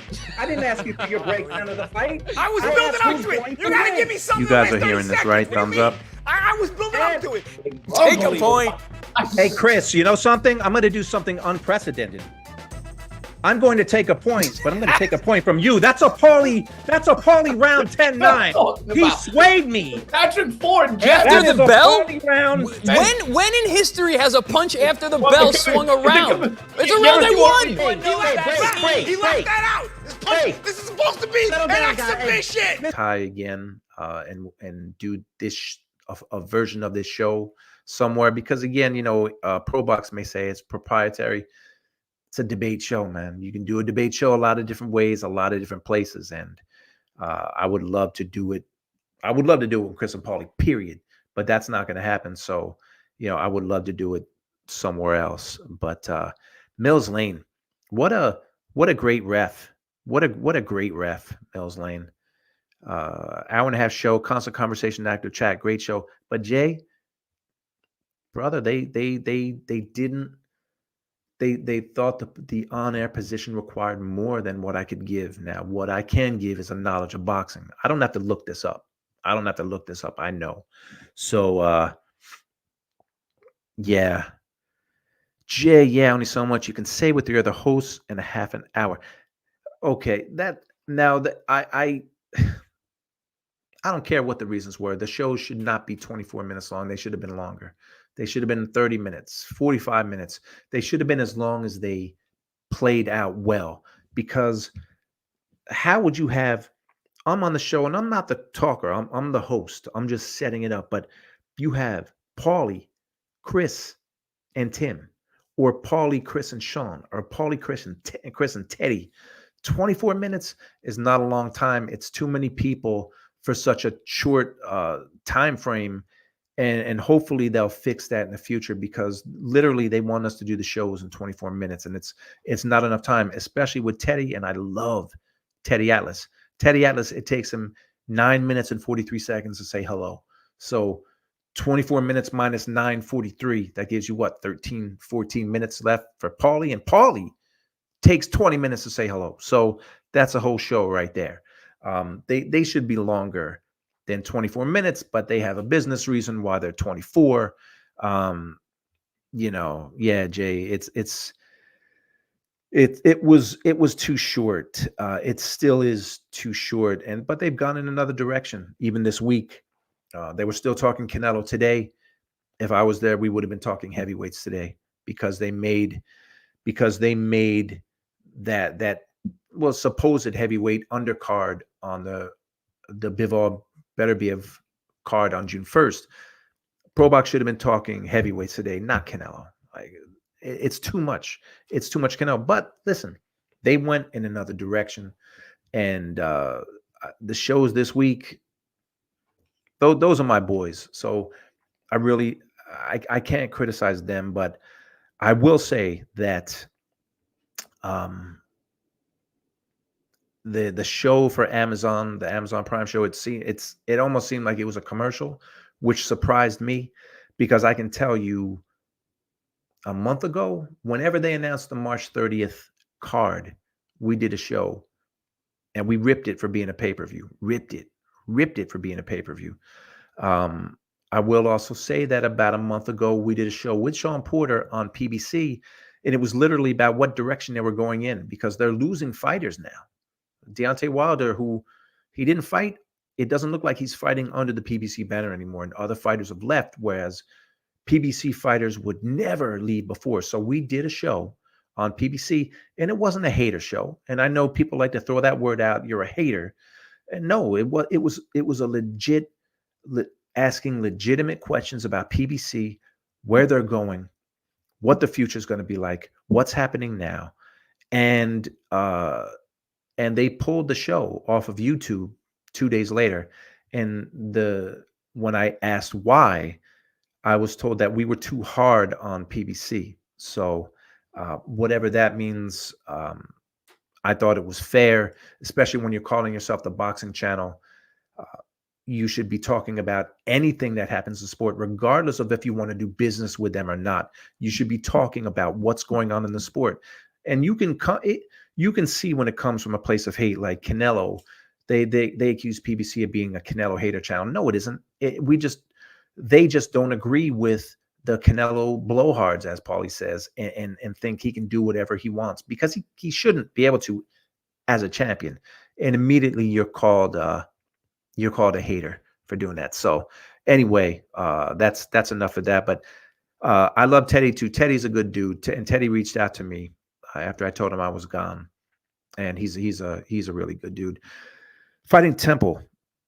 You could blow up on YouTube as the referee character talking about boxing. I don't know what you mean. Fighting like so wear the bow tie.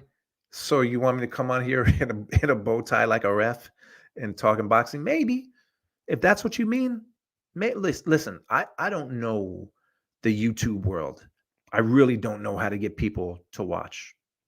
And this is the most people that, it says 14. So this is the most people that have ever watched me for doing one of these lives. So, hey, man, if it takes putting a bow tie on and talking about, you said, yeah, okay, I'll do it. I'll do it because a lot of people talk boxing on YouTube and a lot of it is not good. A lot of it is good. A lot of it is good. Small talk to Teddy is an hour long. We tried to tell Teddy too. Teddy, if you watch Teddy's, Teddy has his own show. And Teddy's show, he's got a host, but it's Teddy talking. And his show's like an hour and a half, 2 hours. And it's just him talking. We've all talked to Teddy and told him, ProBox tries to make it a little more interactive. You say something, someone else says something. You want to keep it natural and keep the conversation flowing. That's tough for Teddy to grasp, man. Teddy's old school. And when Teddy gets on a roll, Teddy will just talk. We did a show last week. One of the last ones I did, it didn't air. But in the beginning of the show, I just wanted to do a 2-minute thing on Teddy because he went to Riyadh for the AJ fight and he got hurt. He tore his ACL. Here's all I really wanted to talk about. So I talked to Teddy's son. Teddy goes out there to Riyadh and he gave a commitment that he was going to teach young fighters, kids. He was going to run them through a training session, teach them boxing, give them pointers. So apparently, early in the session, Teddy tears his ACL. Didn't know it. He kept working out an hour and a half on that bad knee. So what was a torn ACL? I believe he tore his meniscus. He tore something else. This is all the way in Riyadh. So my point with Teddy is, man, this guy, when he has a commitment and he feels like he has to honor a commitment, he wasn't going to let a torn ACL stop him. In fact, he was going to shred his whole knee up. And we did a show, and we had footage of him hobbling out there from his social media. But Teddy got emotional, and Teddy talked for 15 minutes about the commitment and how kids were telling him that this changed their lives out there, and it got really deep. But my point is, Teddy talked for like 15 minutes when it was supposed to be like a 2 minute, like, Teddy, man, you are a man of your word. It turned into something else. It turned into something else. Algeri working with PPV.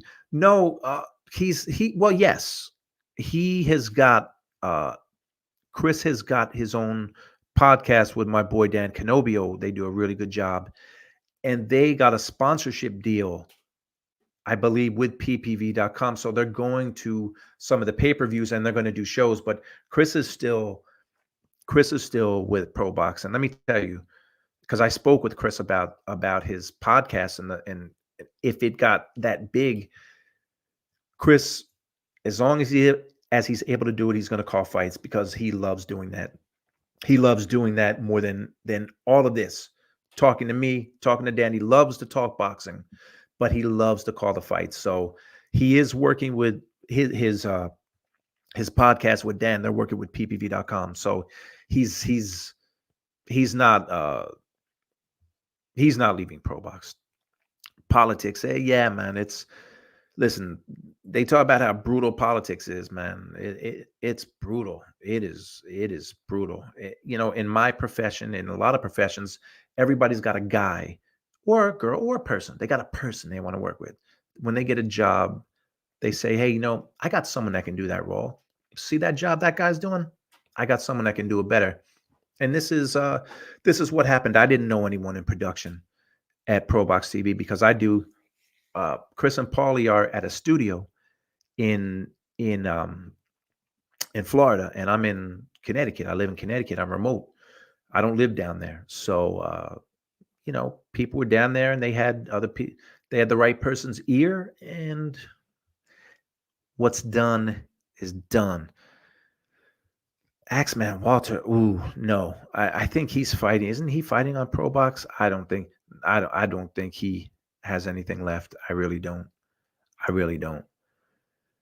Teddy's a machine. He came up with a custom on it. Yeah, that was my point about that whole story was just to illustrate that Teddy is a machine, but Teddy, honor and commitment, man. He gave them his word. And like, it's funny because I keep Teddy's book close. It's a great book. It's amazing that the guy just tore his whole knee up, and he just had surgery. So he's okay. He's recovering. I think he did a show yesterday with Pro Box. So yeah, Teddy is a different kind of guy. And I mean that in a good way, all respect. Fighting Temple. You could do your own sparring sessions. So many debates to be had in the boxing world. Yeah, well, yeah, but I need two other people or someone to debate with. And the special thing about Pro Box is it was Chris and Folley, and they both know the sport. They're both funny. They both have great personalities. And that's what made it work. And I did have something to do with it. It was great chemistry, and the chemistry was built up because last summer we spent the whole summer every day we did 2 shows, and rarely were they on YouTube because we were tweaking and trying to make things right. And there's a whole it's hard to do these shows because you have production. You do the shows in front of the camera, but you have graphics and you have to put the shows out, and really not much editing because they're not done live, but they're shot as if they're live. So there's not a lot of editing that needs to be done. So we spent the whole summer doing shows that weren't going anywhere, but it built up a chemistry and everyone got to do their job better. And it paid off. It paid off. And then they said, peace, George. But yeah, Fighting Temple. Look, I'm in. Unless the sparring session debate is pro boxing intellectual property. That title might be, but that's a tried and tested formula. They do it on every, they Skip Bayless does it, and Stephen A. Smith does it. It's debates. It's debates, and it can be modified if it had to be. I'm sure Pro Box would fight that, but change the title, change a few things. All it is a debate show. That's all it is. That's all it is. So, certainly do his own version of. Yeah, I would love to. I would love to do it. Dress like the ref and have two others on to debate topics. Yeah, I do miss the bow tie, man. It was going to be a good show this week. To be honest, I hadn't even gotten to the topics, but the bow tie is going to come back at some point. Gary, George, you think there's a place for you at either Amazon Prime or Netflix as a producer for the boxing content streaming? We'll see. I haven't started to reach out. I've reached out to a few people, but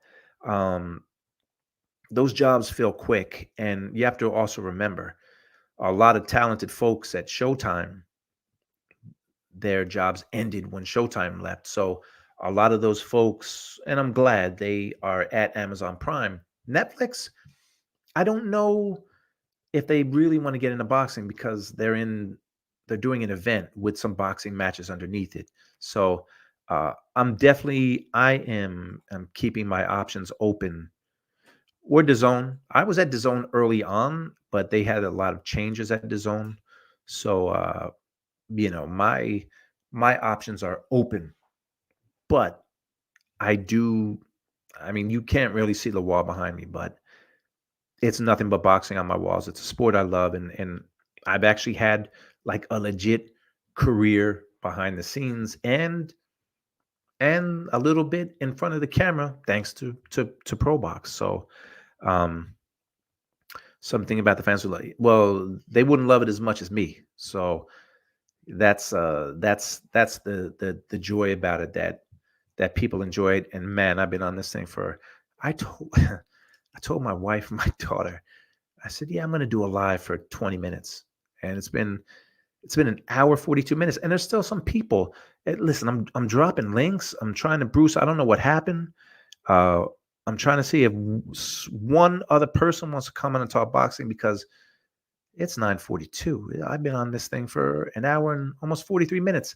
But remember, Pro Box, they felt the on-air position required more than what I could give. So whatever that means. Jay, George, you ever boxed when you were younger or just been a fan forever? I did, Jay. I did box. I grew up in Rahway, New Jersey, and there is a YMCA that's still there, downtown Rahway.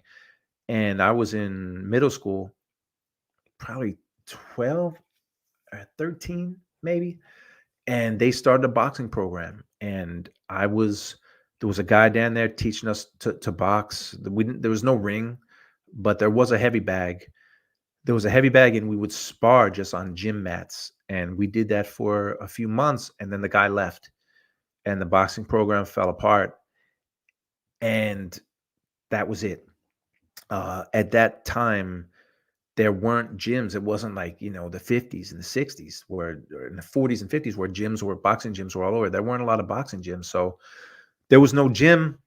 And it's too bad because, it might have been me and Sugar Ray Leonard. And my funny story, and I wish I could find the picture. Even if I did, I don't know how to put it up. But there's a picture I have of me and Emmanuel Stewart, and it was in Austria. I was with HBO, and I was out there doing a piece on his rematch with Lehman Brewster. So we went out to dinner in the hotel because it was an international crew. We went to dinner in the hotel, and Emmanuel was there. with his people. And, boxing camps at the same people are around each other all the time. So Emmanuel saw us, and he hollered us over, and we had dinner with Emmanuel. So I don't know, it started off maybe 10 people. And as the night went on, people are dropping off left and right. And by the end of the night, it was just me and Emmanuel Stewart. And you don't know that, you guys don't know this, but I grew up loving the sport, still love the sport. So I'm thinking in my head, oh shit, I'm sitting here having dinner with Emmanuel Stewart. And it was just me and him having dinner, talking boxing. And at one point, because my best friend, my brother growing up, Rudy Gibbs, he's a big Tommy Hearns fan. And I was a big Marvelous Marvin Hagler fan. And of course, Emmanuel Stewart trained Tommy. So it was towards the end of dinner. And I said, man, Manny, I'm sorry to say, man, growing up, I was rooting against Tommy. I was rooting against Tommy because I was a big Hagler fan. And, he laughed and he said, that's all right. And I told him, I said, Manny, I boxed when I was a kid. I wanted to be a fighter. I mean, I bought gloves. I had one of those cheap mouthpieces that they made back then. And I really wanted to be a fighter. So Emmanuel, and I know he was saying this to make me feel good, but Emmanuel said, you know what? It's too bad I didn't train you, because you'd have been a bad motherfucker. And Emmanuel didn't have to say that, but he did. And man, I was pumped, because as Emmanuel Stewart, I don't care if he meant it or not. I'm saying right here and now, if Emmanuel Stewart trained me back when I was a kid, I'd be on these shows as one of the experts. So that's my Emmanuel Stewart's story. And yes, but I've been a fan forever. On my YouTube channel, I do a show. Well, I haven't done it in a while. I'm going to do it again, maybe this weekend. Shoot one. I have literal boxing scrapbooks from when I was a kid in the '80s, when boxing was on every weekend. And I'll pick a fight and talk about the fight. And the next one I'm going to do is Hector Camacho and Bazooka Limon. So if you don't know who Camacho is, shame on you. Look him up. So that'll be the next one. But I love the sport, and I still love the sport. And here it is, an hour and 47 minutes, and I'm still talking about it because it's fun. Steven, I miss HBO boxing. Their production was so polished. Their production budget must have been pretty big, right? Showtime was second place for me. Of course. And I miss HBO as well. And the production, one thing about HBO, they put you in a position to win, because you had the best producers, the best DPs, cameramen, editors, production assistants. It was just the best of the best, and creative people, and people who love telling stories and doing what they do. And right behind me over here, I have two of those up, and now my camera went in, and there's a way for me to get it to go out. Zoom out further. Okay, well, there you go. I have one of those fancy cameras. But behind me is an Emmy, and it was for one of the 24. It was for the first ever 24/7 that I didn't produce, but worked on. The budget was definitely a big budget. Showtime back then was a distant second, but we all know how that turned out. Showtime ended up being number one. And how ironic, in 2024, as I sit here, there's no HBO Sports, there's no Showtime. They're both gone. It's a new day. But boxing doesn't stop. Boxing does not stop. Almost an hour and 15 minutes. It's almost an hour and 50 minutes talking boxing. But I still go back to ProBox telling me that the on-air position requires more. Okay. Bruce, I watched Camacho and Limon on my honeymoon. Man, that was Camacho's first title. And I'm not going to talk too much about it now, because I'm going to do a whole deep dive show on it. And he talks of HBO Max getting into the game. SCI, I don't think so. I talked to a friend of mine who was a producer at HBO Sports. He still works for HBO. I'd say 90% of the staff from when I was there, they're gone, but he's still there, and I don't think that I don't think there's any interest in it. I really don't, because remember, to get into the sport, you have to have people who you have to have the higher ups who love it. And HBO, when Ross Greenberg was there, the higher ups, he had support, and somewhere along the line regimes changed, and they didn't. HBO, literally, when I was there, the budget that someone asked that was so big, yes, it was big, but every year the budget got smaller and smaller, so the commitment wasn't there.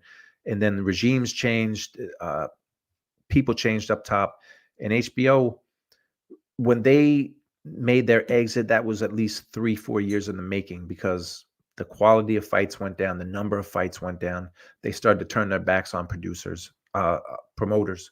So I don't see HBO Max getting back into the game, but it would be welcome. HBO's tribute to Emmanuel's passing was a tearjerker. Yeah, I wish HBO did a doc on Emmanuel and Eddie Futch like they did with Freddie.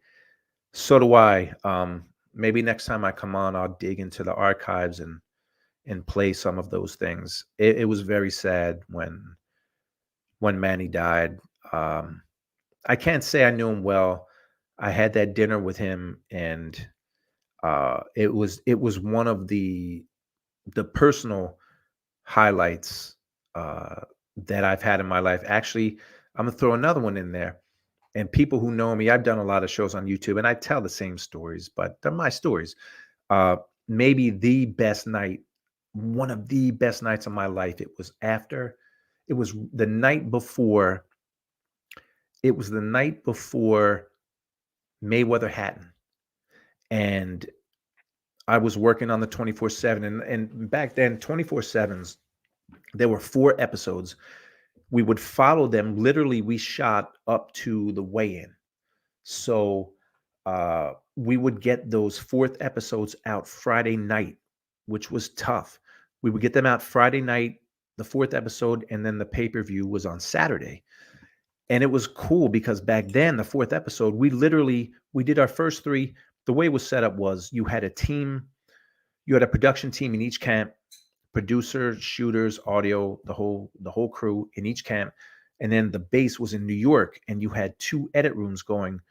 One was for Mayweather, one was for Hatton, and I was on the Hatton side. And for that 4th episode, we were in Vegas, so we were in trailers outside of the MGM doing the 4th episode. So the night, I knew the the producer who was in Mayweather's camp, and this is when it was Roger, the late great Roger Mayweather training Floyd. So I told the guy, I said, listen, man, try and set up a dinner. Let's get we'll call it a 24/7 dinner. Let's get a dinner. I want to meet Roger. I'm dying to meet him, because back then Roger was famous for saying, people don't know shit about boxing. And so he set up a dinner. We met at this old steakhouse in the old part of Las Vegas.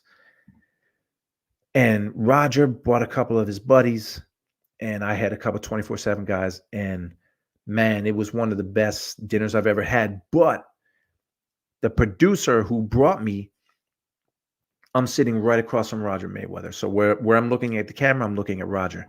The guy sitting next to Roger, and he says, hey, Roger, this guy here, he knows more about boxing than anyone you've met. And I'm sitting there like, damn, man, why'd you say that? Because Roger, he would say people don't know shit about boxing. So he told him that, and Roger looked at me and said, you think you know boxing? And he literally quizzed me. He quizzed me, and I don't remember all the questions. I do know I aced them. And at the end, he said, you know what? You do know boxing. And he shook my hand, and we had a good dinner. And man, that was definitely one of the highlights. George was favorite boxing mag. KO Ring, Boxing Illustrated. Let me tell you, man, I need to do a story. I got some behind me, but I loved the ring covers and Ring. It was either Ring or Boxing Illustrated that had a poster in it. And you know what? Shoot, why don't I just Why don't I just pull one out right now? Pull a couple out. So, Boxing Illustrated with Duran on the cover. World Boxing with Sugar Ray on the cover. I loved Ring magazine because I think it was Ring that had the posters, and I would put the posters on my wall. But man, I should give some of these away because I've got hundreds of these things. But man, I used to find money in the couch cushions just to buy this, like Boxing Illustrated. It doesn't say the year. It was $1.50. But yeah, I love them all, George, and I have hundreds in my garage. They're all over the place. I'm not getting rid. KO, that's right. It was KO that had the great posters. George, we there for 24/7. Marquez drinking his own pee or Cotto in bed with his male best friend. You guys set that up for views, right? I was at HBO for those, but I did not work on those shows. Uh, yeah, the Marquez one, that was the Mayweather fight. I shot with Marquez before that, and I love the dude. He's at Pro Box now. The whole thing, drinking his own piss before a fight, I would recommend you don't do that because it didn't help him in the fight. He was drinking his own pee, and he was in the desert flipping these huge rocks around, getting ready to fight Floyd Mayweather. So Cotto in bed was the male best friend. You set that up for views, right? I will say this: towards the end of 24/7's run, certain producers tried to make it a little too theatrical, and a lot of shots were set up, and they were shot movie style, and that wasn't my style. I like things to be natural and organic. That's the word that people use. I like things to be natural. I like the stories to be real, and if something develops of it, so be it. But yeah, some of those later shows were they were a little too staged for me, and 24/7 started to get a little stale. And then they stopped doing it when they realized it was expensive too. And when they realized they were getting out of boxing, they just stopped. So Fury versus Usyk is almost a pick'em fight with the odds makers. Do you think Fury is past it and Usyk is set to take all the titles, or do you think Fury's scared with Ngannou will refocus him? Again, I'm going to preface this by saying if I could bet fights, I wouldn't be. This would be wasting my time right now because I would be doing research, laying down money for bet. I can't pick fights, but yeah, I saw the odds. The odds have come down tremendously. They've come down tremendously. Me, now, Paulie and Chris think that Fury's the type of guy that he needs a real challenge and he's going to rise to the occasion. I think that Fury is past that point. I think he's also abused his body. And first of all, I don't even think he's 6'9" because he's not. I've seen pictures of him and Klitschko. Klitschko's 6'7". He's not taller than Klitschko. But anyway, um, I think that Usyk it's funny. I was about to say that Usyk's going to win. Then I think about Usyk and the problems he had with Dubois. But I do think that Fury is past it. I think that Usyk is going to win. Chris and Paulie both pick Fury to win. I don't think so. I think Usyk is going to win the fight. That's my prediction. I'm seeing these pictures. I don't know if they're real or not, but Fury looks super skinny. I don't think those pictures are real. And I think if Fury came into the ring skinny, I think he would fight terribly. So I'm glad they're fighting. And that fight is still 2 months away. So anything can happen with Tyson Fury. But let's just see an undisputed heavyweight champ for as long as it's going to last, because it won't last long because someone's going to get stripped. But it will be the first undisputed champ since Lennox Lewis. So I think that Usyk is going to win. But again, I preface it all by saying I can't call fights. Hit the like button. Yeah, just me. Hit the like. I don't know algorithms. I don't know how to get people to watch. I know I'm going to try and do more of these shows after the Pro Box shows because those are my boys. And plus, I can't compete with them anyway. There's tens of thousands of people watching those shows. But we'll talk about some of the things that they didn't talk about or talk about them more in depth, more than 24 minutes. See if I can get some special guests on here and some people talking boxing. But I don't know. I feel like I'm trying to prove a point here because I'm coming up on 2 hours talking boxing nonstop. None of this is scripted. I had a few things I wanted to talk about, but I really wanted people to jump in and kind of steer where the show was going to go. But I don't know. Pro Box TV, what do you think? 2 hours? And I was told that the position requires more. The on-air position requires more. So, okay. See, I'm pulling for Usyk, but Fury looks in great shape. Concerning. I don't know. We'll see. We'll see come fight night. But Fury. This is where you get accused of being a hater, but Fury doesn't have the most impressive resume. He's not the greatest heavyweight of all time. He doesn't have. Look at his record. He beat Deontay Wilder 3 times. It's Deontay Wilder, a great story, dynamic right hand, really good heavyweight, but he's not an all-time great. No one Tyson Fury has fought. Well, Deontay Wilder will probably go to the Hall of Fame, but no one he's fought. His roster is not full of great fighters. His resume, he hasn't defended his belt like Joe Louis 18 times or however many times Joe Louis defended it. He hasn't looked great in all of his fights, and the competition has been weak for the most part. So Usyk is older too. He's what, 36, 34, 35, 36. He's older.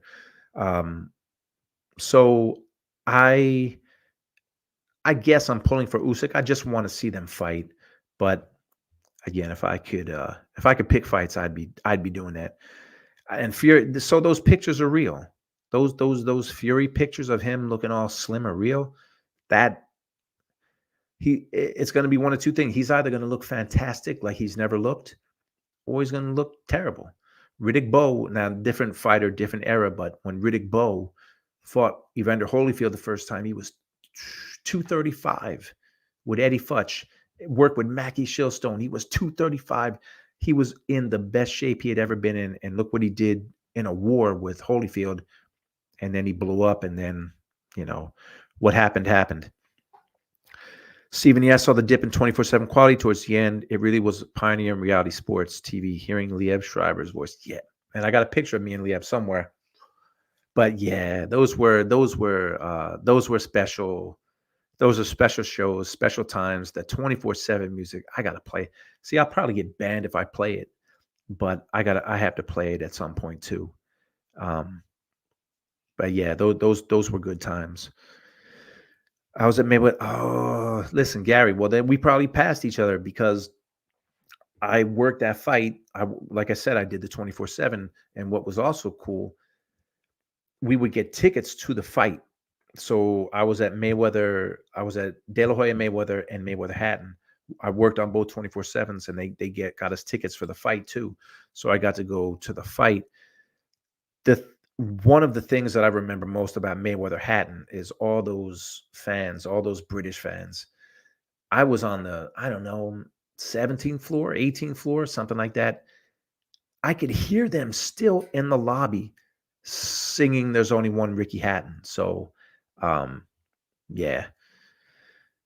George Zapata. George, if I wasn't getting for bed, I'd jump in. Got to make the bagels, brother. George runs one of the best bagel shops around.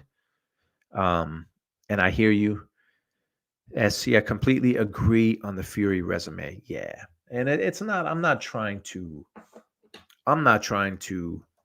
be a hater here or anything. I'm just, you try to point out facts and not go with make your judgment on facts, right? So I'm looking at his resume. So he beats Klitschko and then he never defends the belt. He's out of the ring for almost 3 years. And he beats Deontay Wilder. And then he fights Otto Wallin, which was a non-title fight. Gets cut in that one. Has the rematch with Wilder, destroys him. He has the third fight with Wilder. It's a crazy back and forth. He gets dropped a few times. And then Dillian White and Derek Chisora. Those guys are good heavyweights. The Dillian White is good heavyweight. Chisora is a journeyman. And Fury did what he had to do. And then Ngannou, which was a non-title fight. But, that's my opinion. All right, we're down to 7 people. So that means people are getting tired too, just like me. 2 hours and 4 minutes. It's about time to wrap it. But listen, I think there's enough room in the boxing world for me to do this. And I'll do this sometimes after the Pro Box shows. I just want to talk boxing. I want to get people on here to talk boxing, and we'll let the conversations go where they will. And if anyone's looking if there's any job openings anywhere, I find myself available. So let's do this again. And man,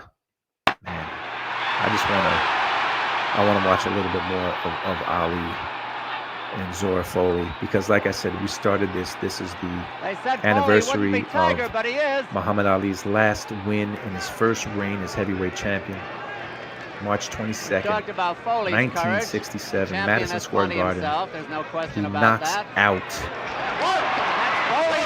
out Zora Folley in the 7th round. And sadly, this was it. This was it for him. He was that was when he was at his peak. In my eyes, he was the greatest. There's no one else that could fight like him. And he could dance, and he could move, and he could take a punch. So today, I love where boxing is now. I also love the past, and that's what a lot of people don't want to talk about. Everyone wants to push their agenda and push what's going on right now. But remember, this was built on fighters, and Ali was one of them. And that Zora Folley fight, March 22nd, 1967, the greatest in his final fight, when he really was the greatest, because when he came back, he wasn't quite the Ali that he used to be. Steve in Georgia, be cool to hear you on Raskin and Mulvaney. You know what? I'm very good friends with Kieran Mulvaney. And I'm kind of like saying, hey, I'd love to help. That's me saying, hey, guys, I'd love to come on and talk boxing. We'll see. I don't want to be a pest about that. But you know what? Maybe I will. Maybe I'm just going to be a pain and be a pest and ask to have a little segment every once in a while, when they need someone to talk boxing, because I enjoy doing it. All right. Well, like I said, hail to Muhammad Ali. Damn, that's before I was born, that fight.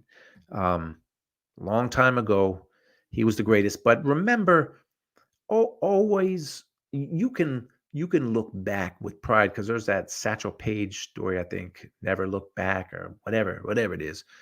You know what? You can appreciate the history of the sport, because I appreciate the history of the sport, because growing up as a kid and getting magazines with guys like Duran and Hagler and Sugar Ray on the cover, and watching those fights every weekend, and seeing the stories, it made me love the sport. And here I am all these years later, and I've been able to make a career out of telling stories, and now even talking boxing. So I'm going to end this stream, because we got 7 people left. It was up to 14. Those are big numbers for me. I'm not big time like Pro Box, but those are big numbers for me. So let's do this again. It's Friday night. Now I'm thinking of the movie Friday. It's Friday. You ain't got no job. So anyway, all right, we're going to do this again. We're going to talk boxing. Bruce Gas, peace out. I don't know what happened, but we'll do this soon. Peace.